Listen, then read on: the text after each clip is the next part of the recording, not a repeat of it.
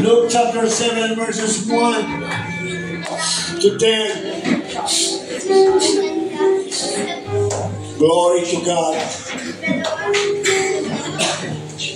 Thank you, God, for your presence. We are just in the beginning. We know you will move once again in our midst. Hallelujah. We depend only in you, God. We can do nothing without you. We can do nothing without you, God. But since you are here, we will never be the same again. Something good is going to happen today. Something good is going to happen today. We declare.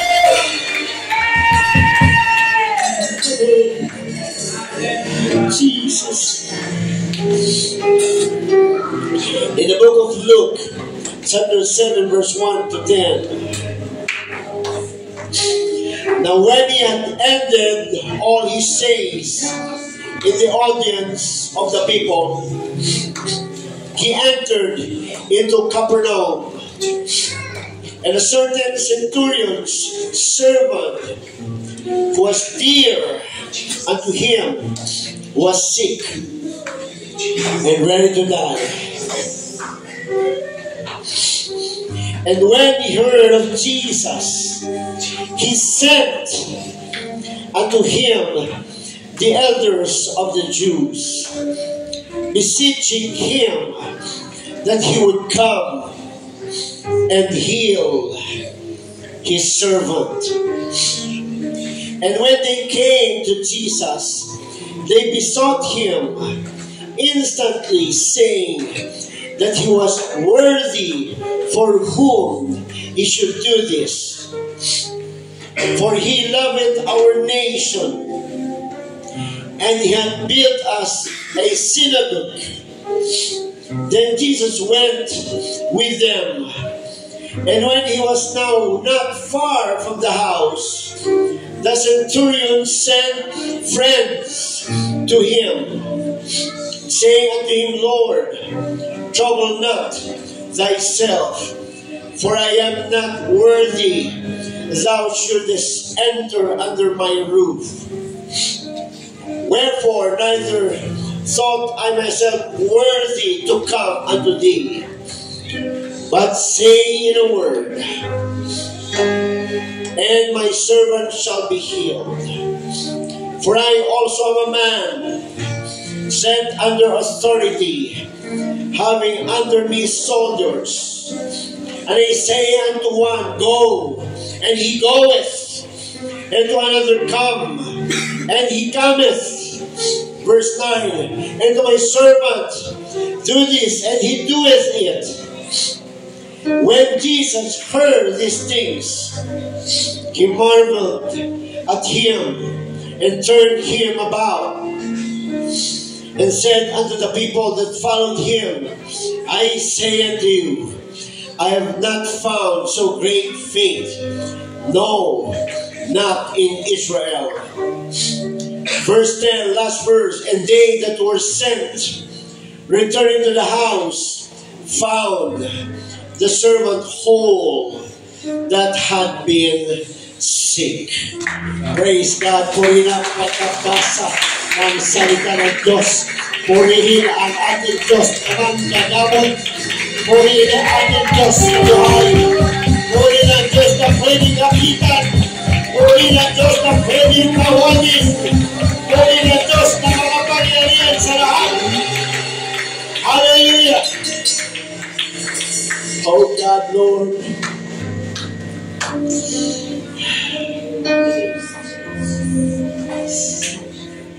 I'm just a man, Lord. But with you, everything is possible. Preach your word through thy servant, O Lord. Put your words in his mouth of clay, in his mind, in his heart, oh God. Let him preach, teach your word. We want your Holy Ghost to preach to us, to teach us, to move in us today. We want to be blessed again today, oh God. We want your presence. We want your move. We want to be witnesses once again today, oh God. We are nothing without you, oh Lord. But you are here and we're excited. We're excited because you will move once again today, oh God. We believe in you. You are the one and only true God. Your name is Jesus. You save us from our sins. Hallelujah. Prepare and open wide and deep the hearts of everyone who is here in face to face, in the live, those who are watching and listening, those who are here face to face. Touch everyone, oh God. Everyone, Lord. Touch everyone. Nothing is impossible with you. Change the lives of everyone starting today. Hallelujah.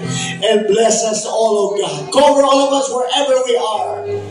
But in the holy blood, surround us, Lord, by numerous, unnumbered, innumerable holy angels of yours, oh God, to surround us. And cover us, oh God, and bless us. Let your Holy Ghost once again be poured in this place. Wherever we are, wherever the people is listening, pour out your Holy Spirit.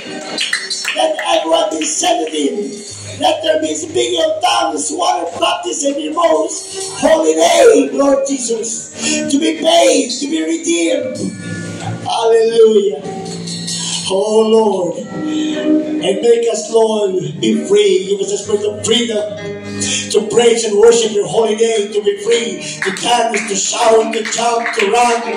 Hallelujah. Move in us, oh God. We are free for you today. Make us free, oh God. Hallelujah. Ano mo Lord, hindi namin napapagin, Lord, sa aming panalangin sa oras na, oh God. We deliver everything to your holy hands. Because there is nothing impossible to do. We ask this in the most mighty name, in Jesus' name, the one and unto God, we pray. Everybody shout the praise, the worship, the name of the Lord right now. Because He deserves your highest praise. He deserves your highest praise.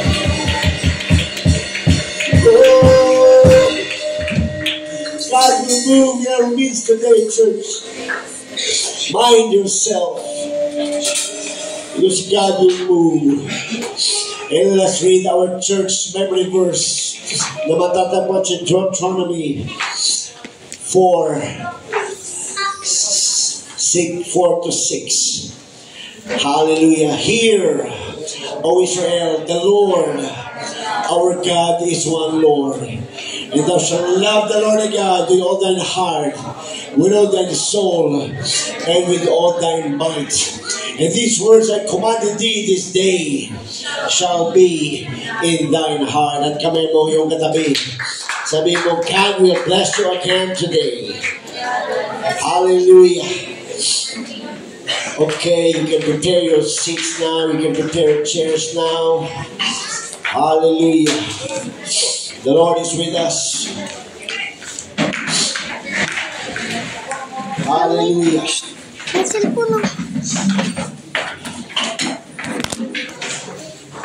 Praise the Lord.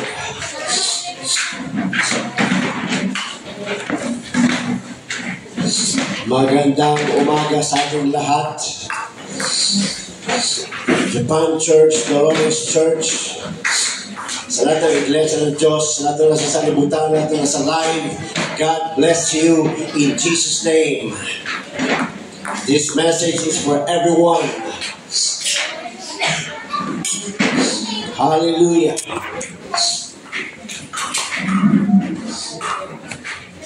Praise the Lord.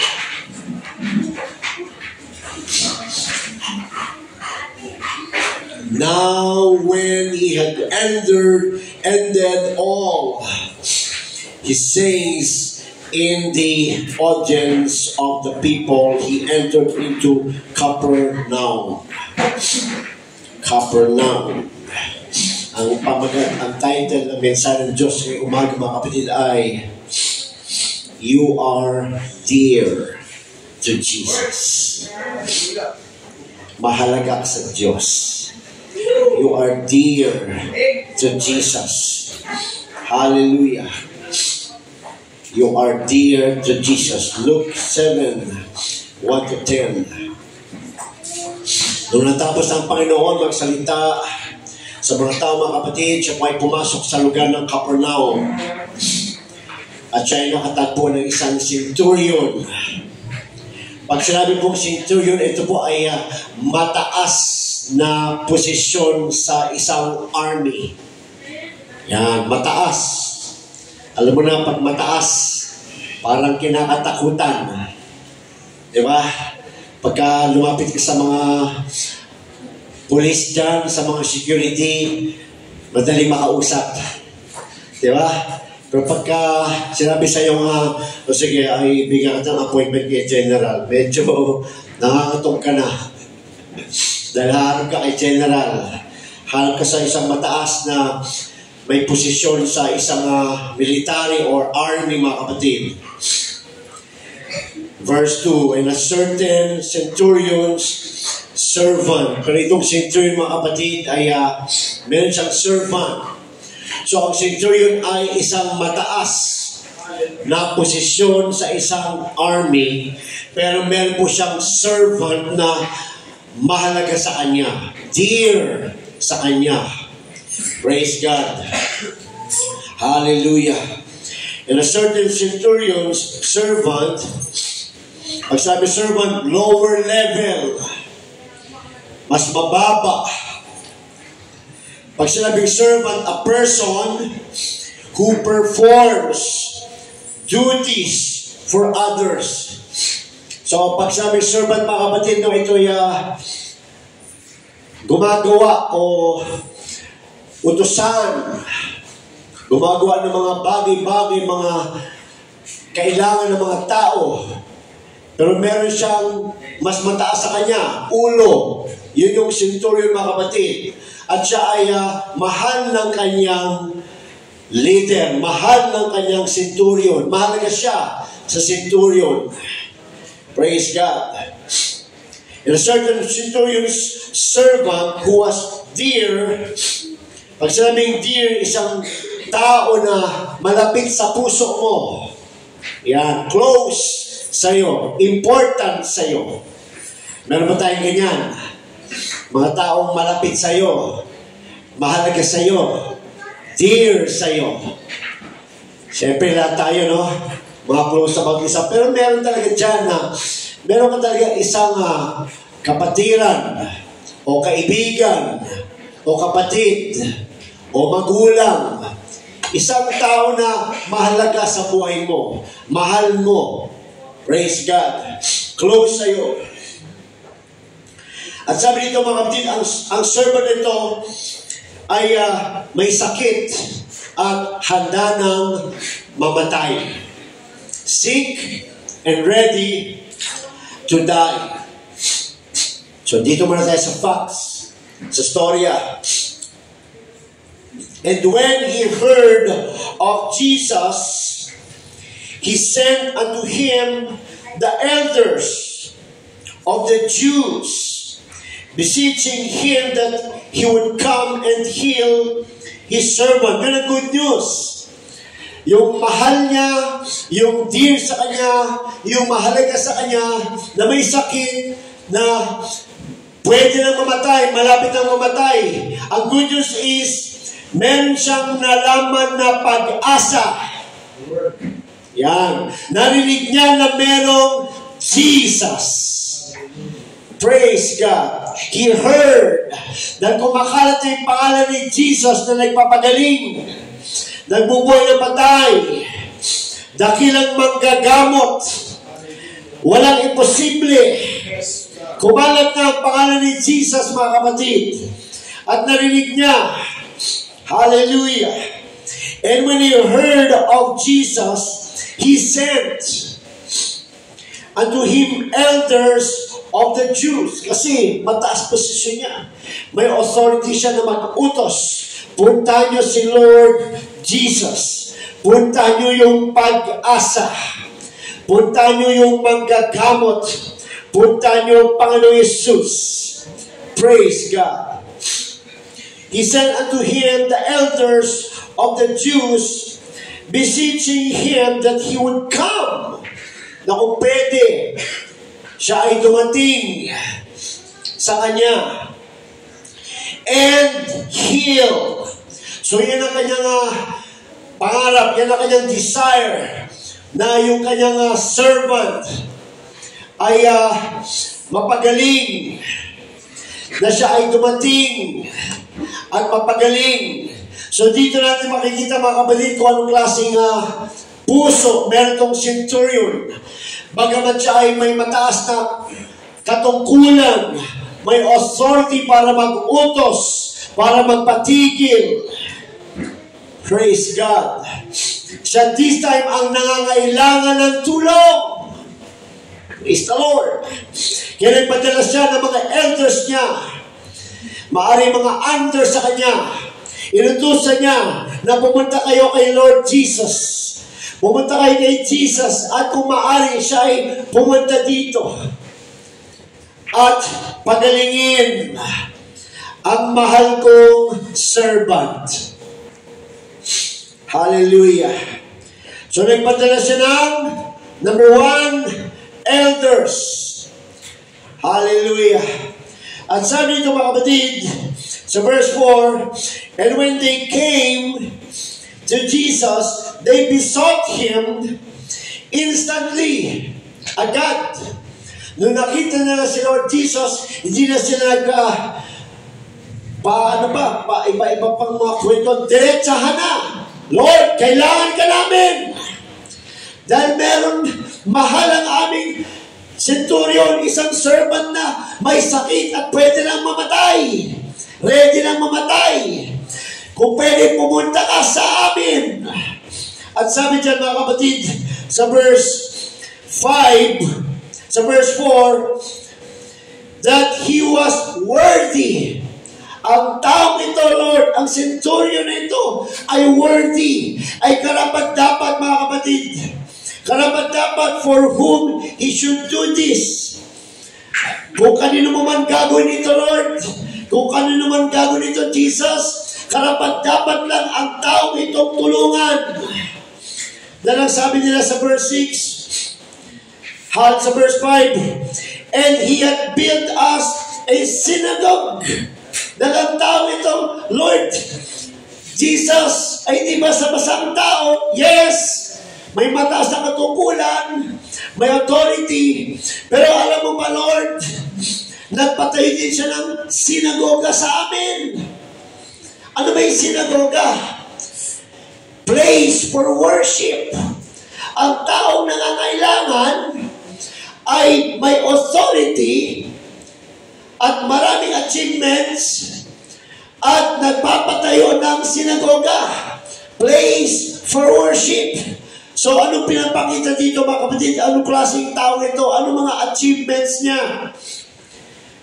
Man's achievements is he built a synagogue. Imagine, nagpapatayo sa kunyari ng churches. Yan, building churches. Para yung mga tao makapagsamba sa Diyos.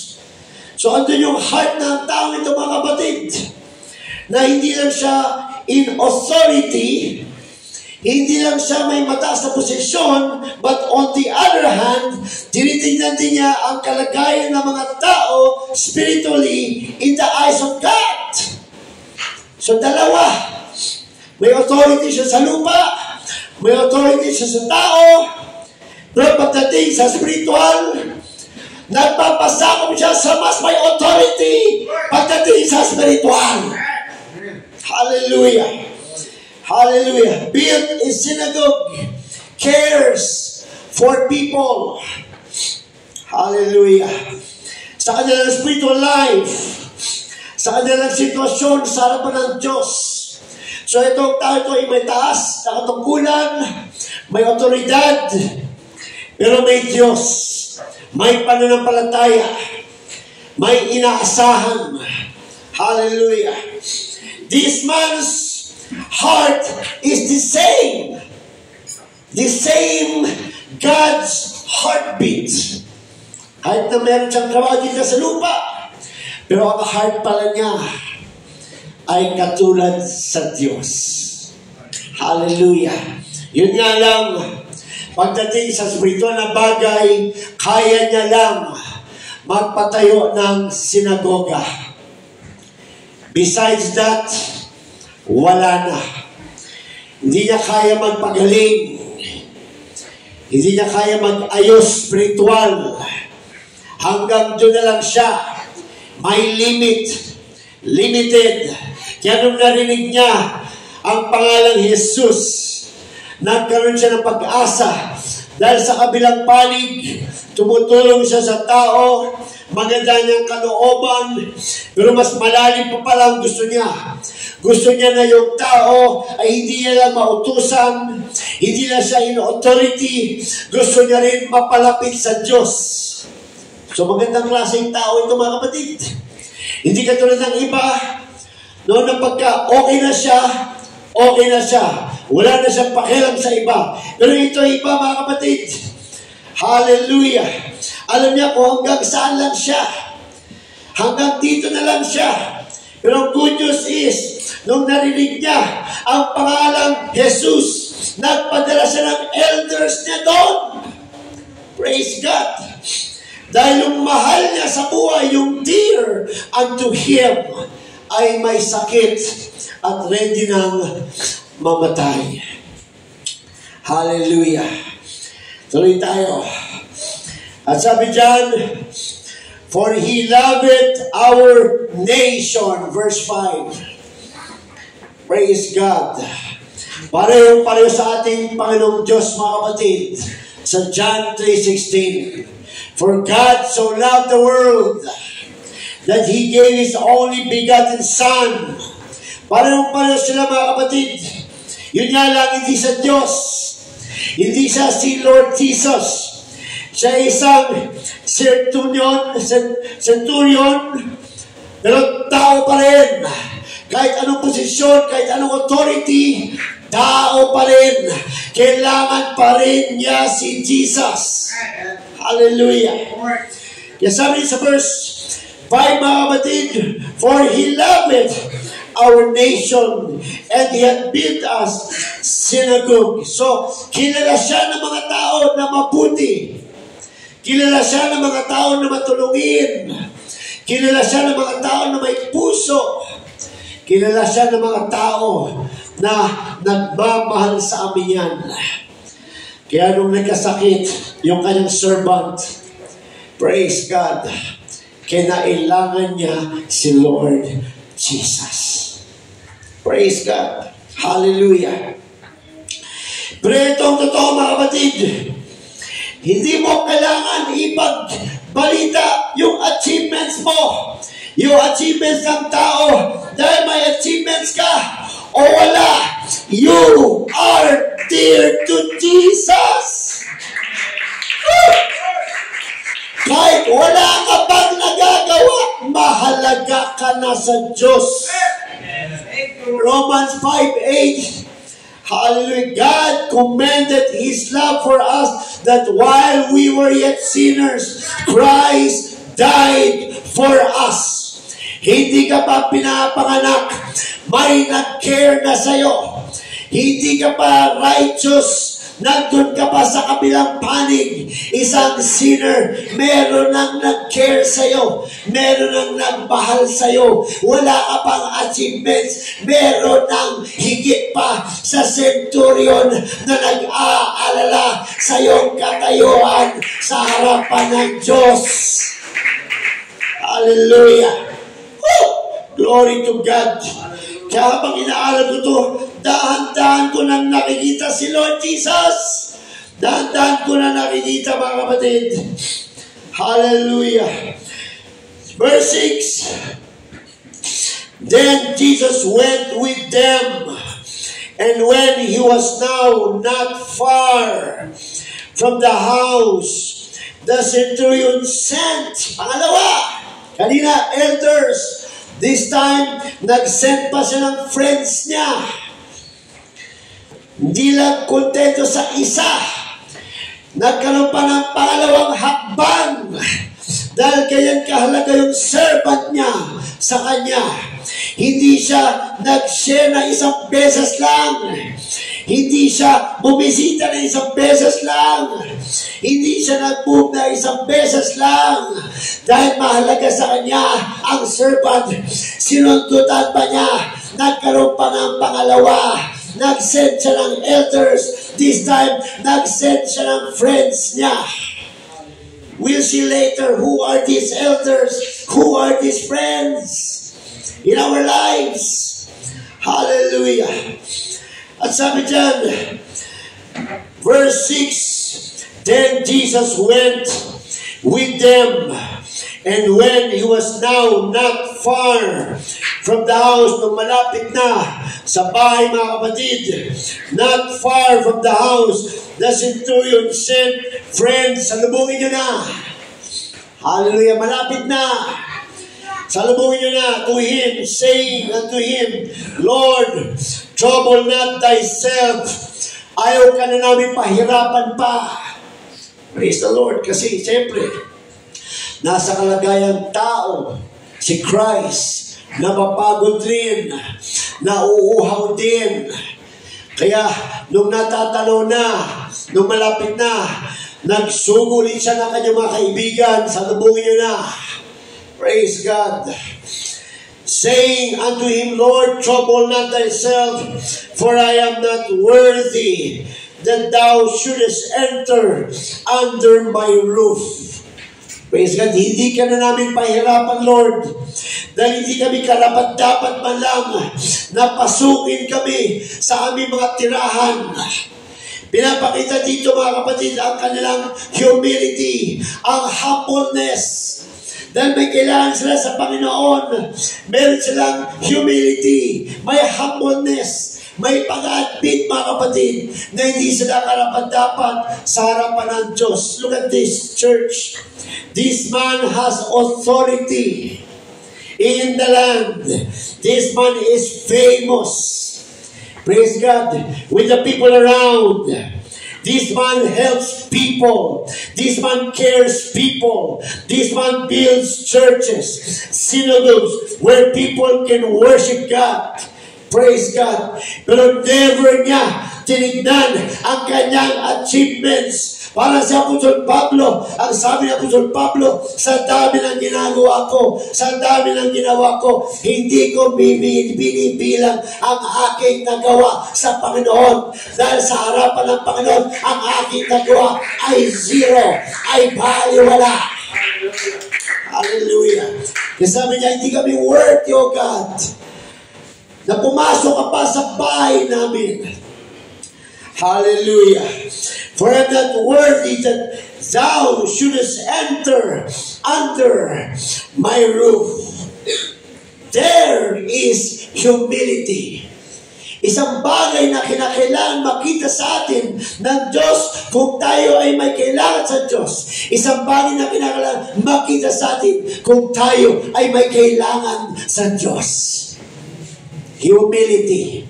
Pagpapakumbaba, pag-admit, paglimot sa nagawa. Hallelujah.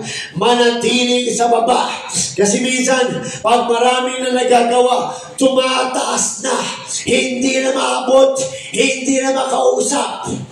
Praise God. Pero itong tao ito, sa dami ng nagawa niyang mabubuti sa tao, mga kapatid, hindi pa rin siya nakalimot, mga kapatid. Magpakumbaba sa harapan ng Diyos. Okay ba tayo? Amen. Hallelujah. Wherefore, neither thought I myself worthy. Hindi ko inisip, Lord, na karapat-dapat ako sa iyong harapan. Look at that, church. Napakataas na ng tao na to, Pero spiritually, napakababa. Napakaganda sa harapan ng Diyos, mga kapatid. Wherefore neither thought I myself worthy to come unto thee. Lord, hindi ako mataas. Masyado kang, ibig sabihin, hindi ko kayang papasok sa loob ko. Hindi rin ako karapat-dapat na lumapit sa iyo. Imagine that, mga kapatid. Minsan, may makikita tayong parang mataas ang posisyon, pero hindi mo alam, napakababa pala ng puso. Kaya hindi mo talaga ma-judge ang tao, mga kapatid. Minsan, pag maraming achievement ang tao, minsan napakataas ng tingin mo, na feeling mo, hindi mo malapitan. Pero pag nakilala mo pala, mas mababa pa pala sa'yo. Praise God. Kasi kadalasan ng tao nakatingin sa panlabas, sa mga achievements. Pero pag nakilala, pag nakausap, pag nakasama, doon mo lang malalaman, ang baba pala ng loob. Nagkamali ka pala ng husga. Nagkamali ka pala ng mga iniisip sa tao. Yung pala, mas mababa pa kaysa sa'yo. Praise God. Hallelujah. Kasabi niya sa verse 7, wherefore neither thought I myself worthy to come unto thee. Lord, hindi ako karapat-dapat lumapit sa iyo. Hindi ako karapat-dapat na pasukin mo ang bahay ko. Ganyan kadumi ang tingin niya sa sarili niya, mga kapatid. Pero ang tingin ng tao sa kanya mataas, matulungin. Pero deep inside, sa kanyang puso, sa kanyang isip, mababa siya sa harapan ng Diyos. Praise God. Hallelujah. Sabi niya sa verse 8, for I also am a man set under authority. May authority din ako, Lord. May mga tao din ako sa ilalim ko. Having under me soldiers. May mga sundalo ako. And I say unto one, go. And go. And he goeth. Pag sinabi ko, go, they go. Ganyan yung power niya dito sa lupa. And I say unto one, go, and he goeth. And to another, come, and he cometh. And to my servant, do this, and he doeth it. Lord, pag nag-utos ako, sumusunod sila. Pag sabi kong go, they go. Pag sabi kong gawin mo to, ginagawa nila ito. Pag sabi stop, they stop. Ano ba ang utos ko? Sinusunod nila. He is in authority. Praise God. Naintindihan niya yung power ng authority. Pero the good news is, naintindihan niya rin ang power of humility. Kaya, sabi niya sa Panginoon, kung babalik ka sa verse 5, verse 7, ang sabi niya, but say in a word, sabihin mo lang, Lord, hindi mo kailangan pumasok sa bahay ko. Hindi ako karapat at lumapit sa iyo. Sabihin mo lang na magaling na ang aking servant, enough na. Why? Dahil may experience siya. Dahil nasa authority din siya. At naniniwala siya na pagdating sa spiritual, pagdating sa mga milagro, naniniwala siya na may authority ang Panginoong Jesus. Hallelujah. At yung paniniwala yun ay hindi basta-basta paniniwala. Kaya sa naniniwala, kaya niya nagagawang sabihin sa Panginoon, sabi mo lang, dahil ang unang ginagawa niya doon ay isurrender ang kanyang authority. Sino sa tao ang may authority na kayang lumuhod sa harapan ng Diyos? Hallelujah. Hallelujah. Praise God. Sabi sa verse 9, when Jesus heard these things, he marveled at him and turned him about.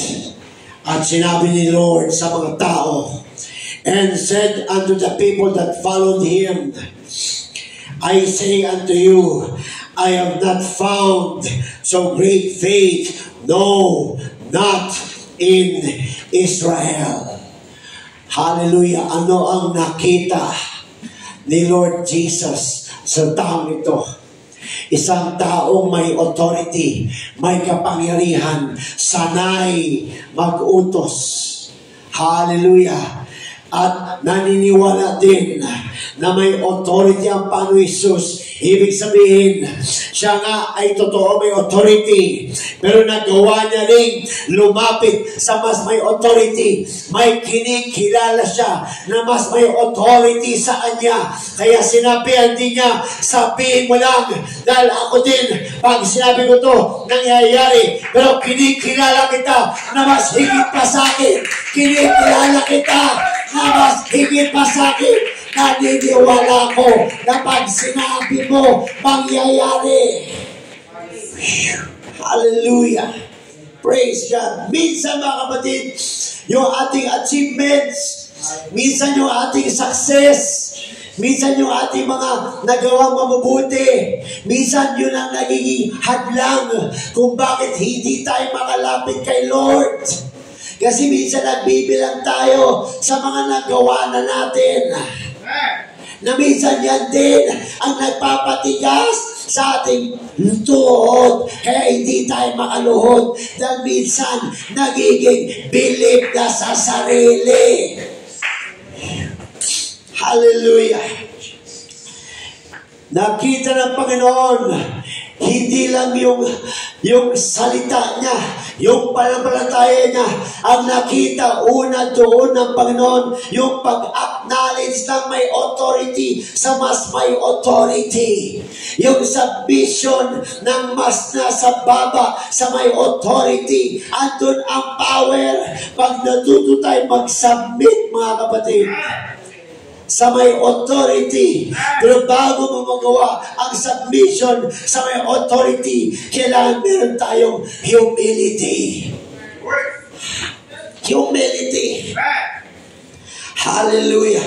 Kaya na-bless ang Diyos sa kanya. Na-bless si Jesus sa kanya.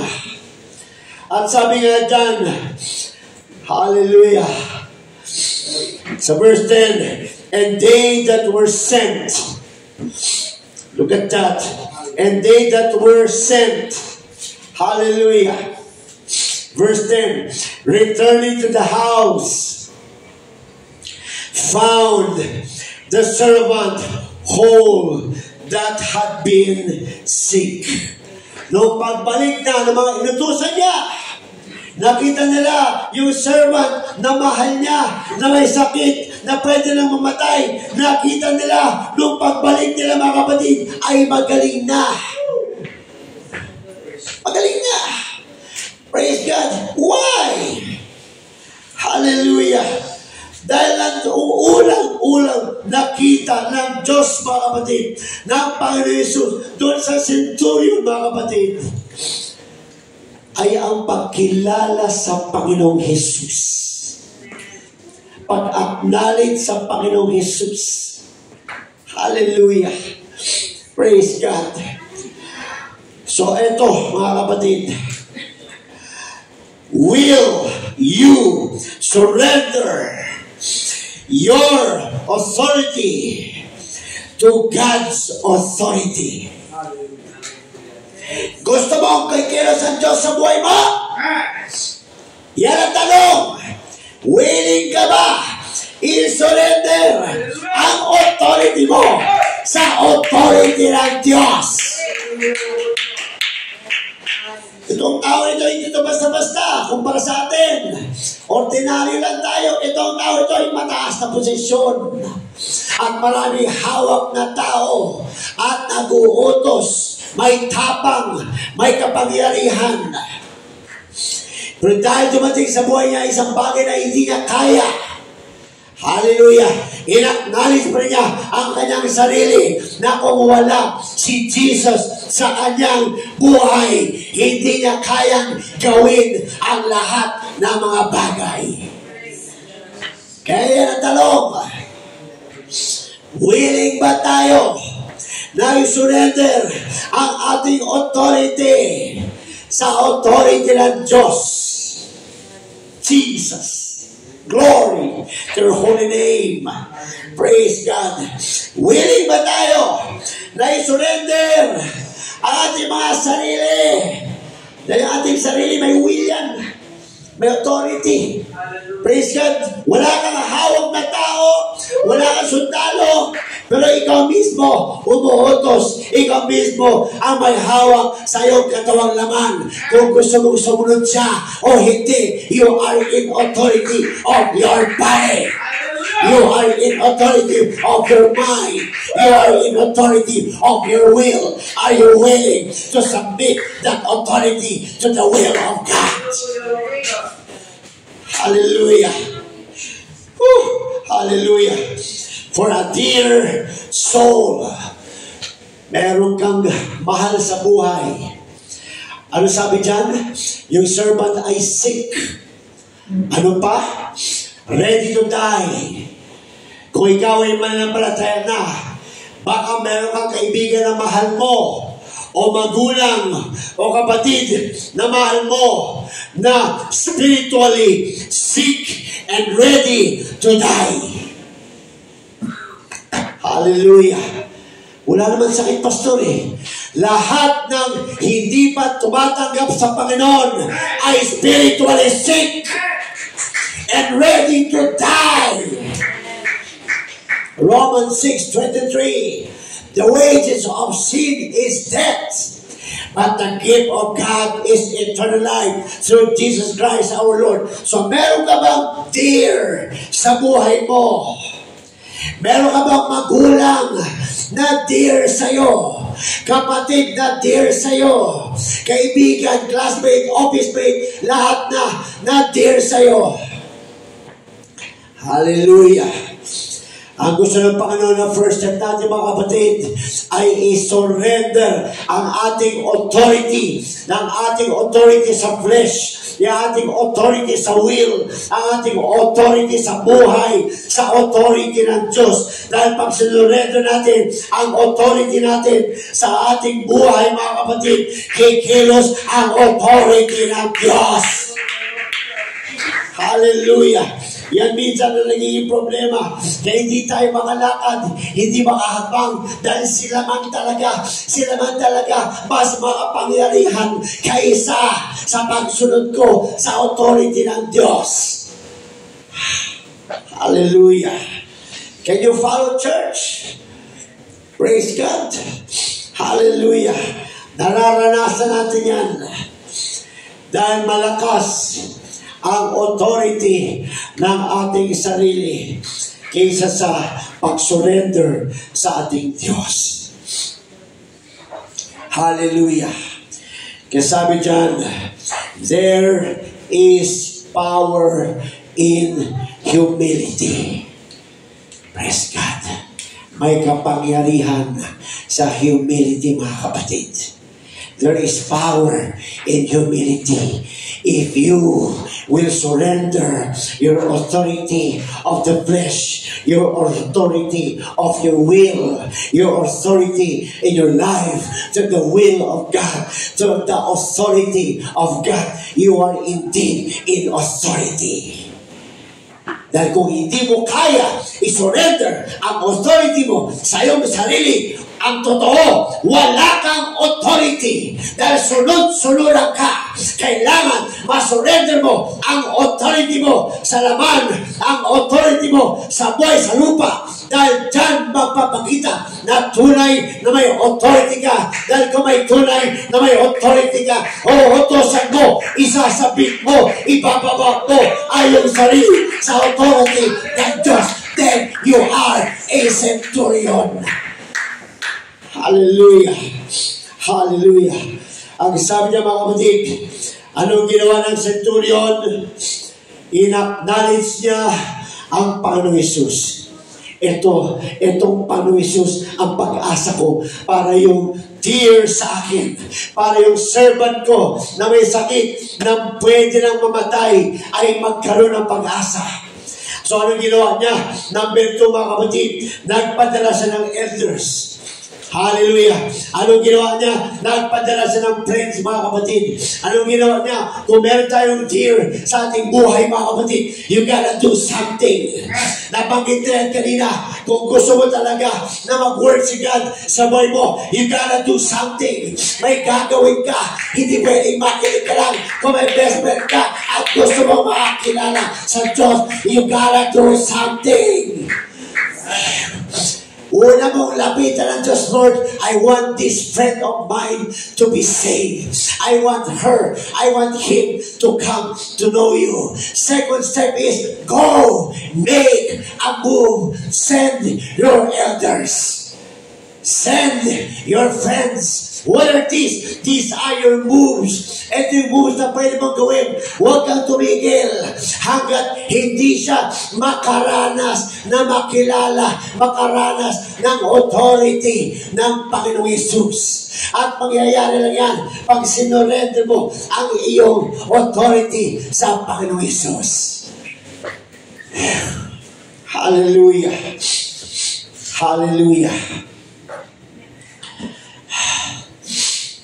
There is power in humility. Praise the Lord.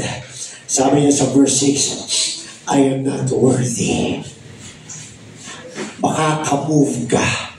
Makaka-move tayo, mga kapatid, kung kinikilala natin ating sarili na wala tayong magagawa kung hindi natin ilalapit sa Diyos.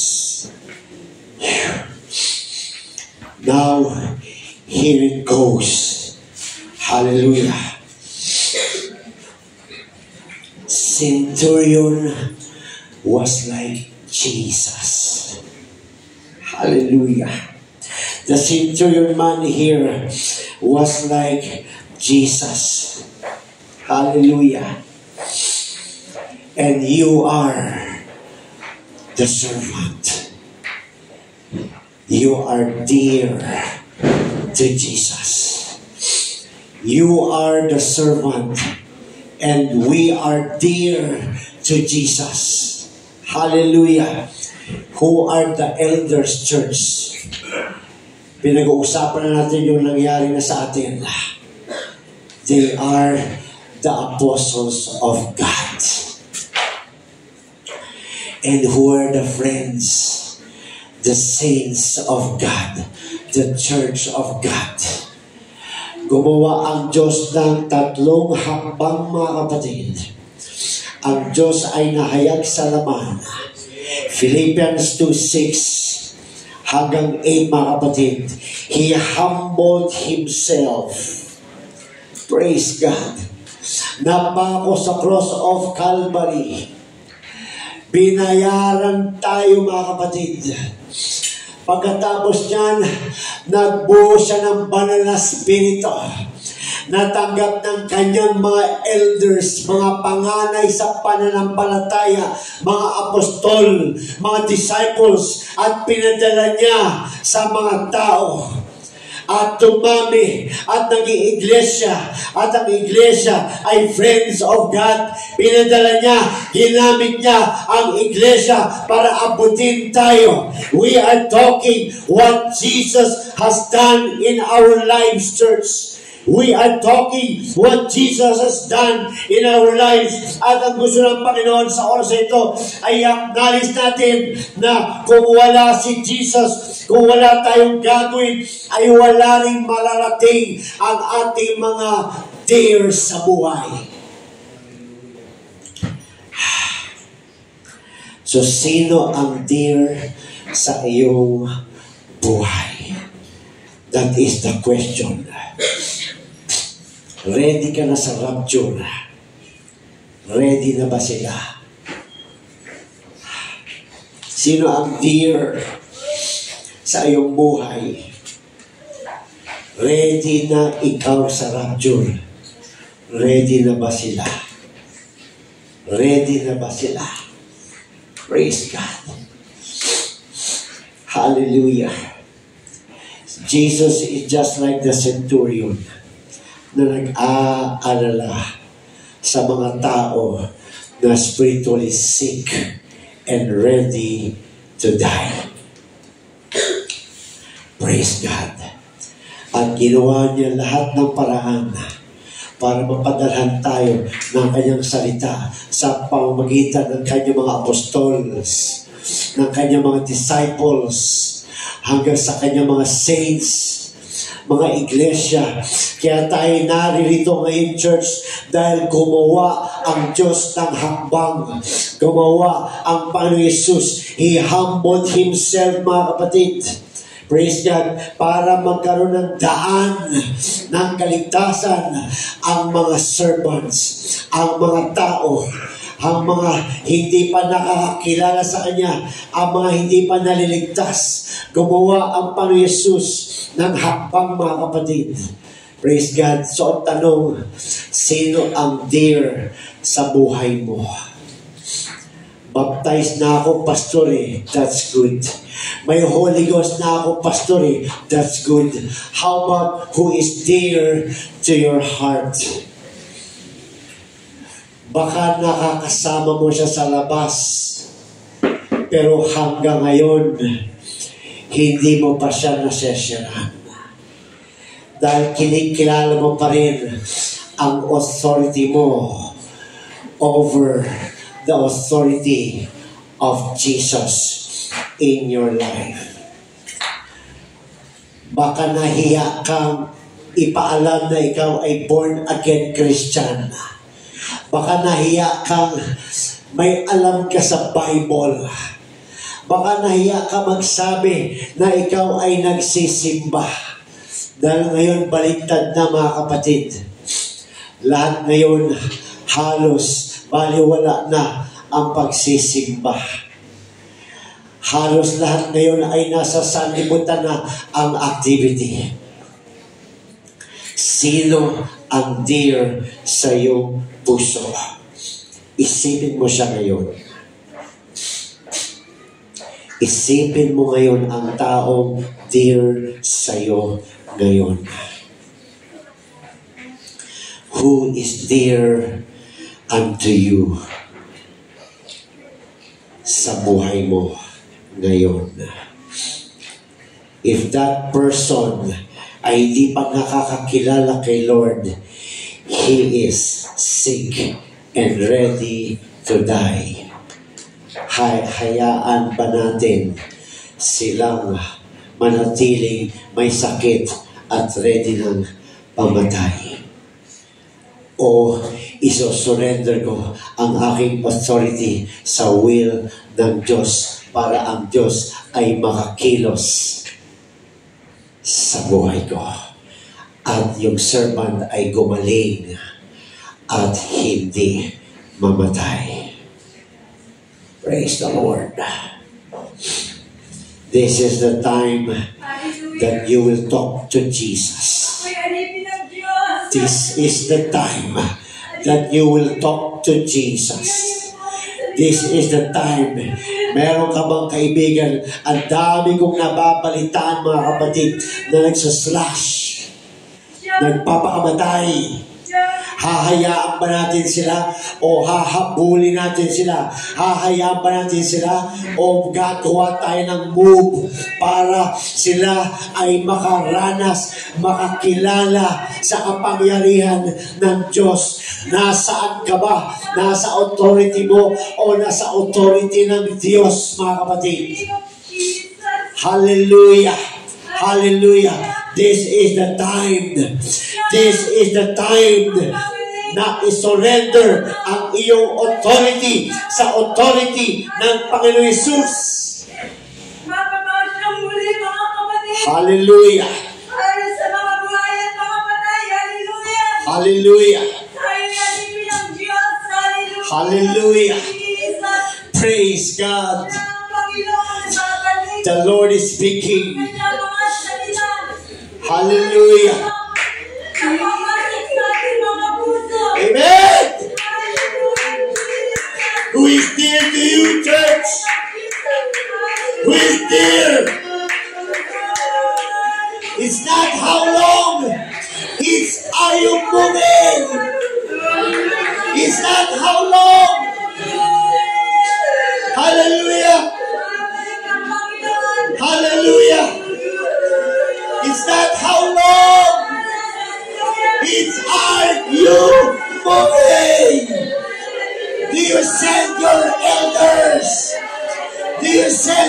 friend? Who are your elders? Who are your friends? They are your move.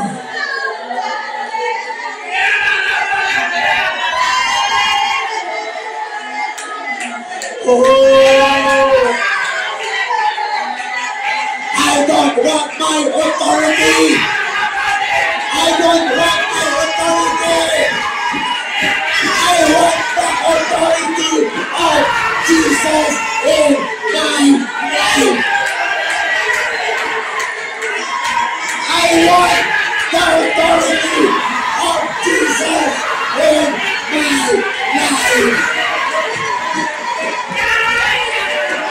Yes, let go of the Holy Ghost in Jesus' name.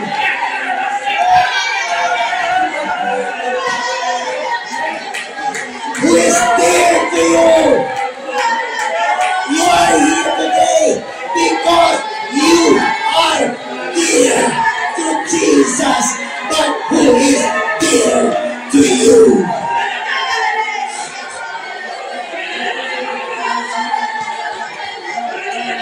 Who is dear to you? You are here today because you are dear to Jesus. God is here, church. God is here. Do you love someone? Then bring him to Christ. Speak, speak, speak. You have the elders in you. You have the friends in you.